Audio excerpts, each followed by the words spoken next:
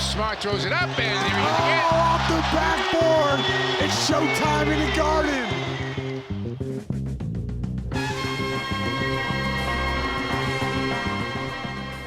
Go back to last year, he was so frustrated by his role to begin with. You know, always felt that he was a point guard, always had Kyrie, Kemba, Isaiah Thomas in front of him, could never be that guy. My whole life I've been a point guard. Recruited to college as a point guard, came out as a point guard, and never really got to, have the point guard role.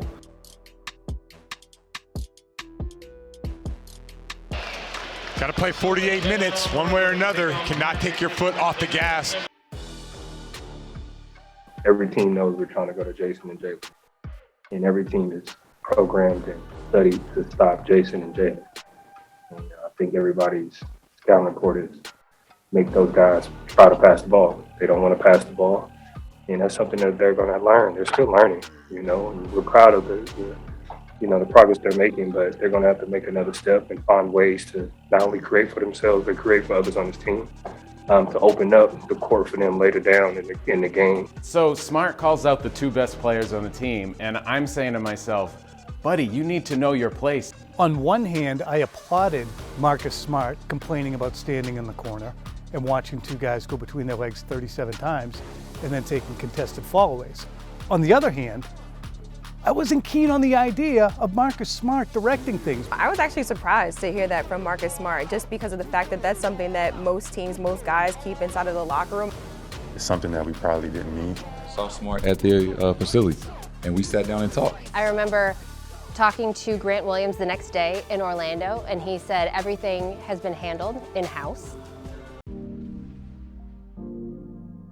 When Smart missed time, what the Celtics lacked was toughness and urgency. When Marcus Smart was out, I thought he got a good chance to look and see how can I impact this game. He's a high IQ player. He doesn't get enough credit for that. And he heard all the noise surrounding trade this and that and what needs to be done. But he said, I can come in and impact this game, and he did it defensively and moving the ball on the offensive end. Picked up again by Smart. Bounce pass, here we go. Up ahead, Brown gets Smart on the wing. He finds him over the top to Tatum. Smart kicks it.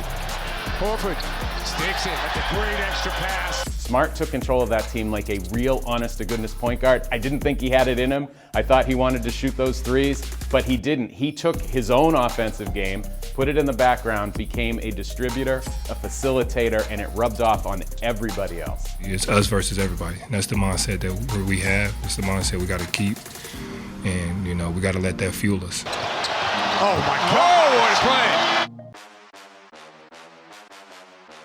Anyone with a pair of eyes could see that Marcus Smart deserves to be Defensive Player of the Year. On the defensive end of the floor, he has thrown his body all over the place. Oh, yeah!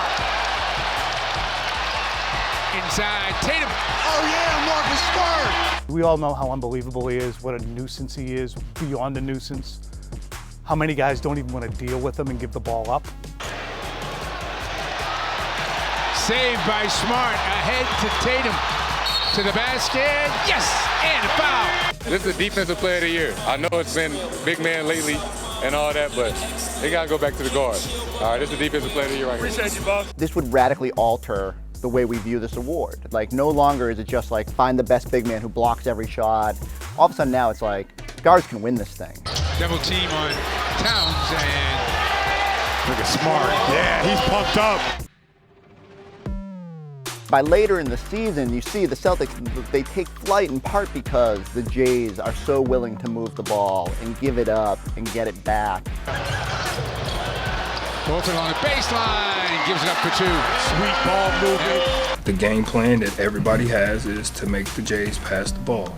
They have to do a good job at it, and they've been doing a phenomenal job at it. The message got through. Those guys changed the way they play. And you look at this team now, this is an unselfish team. This is what's made them so fun to watch.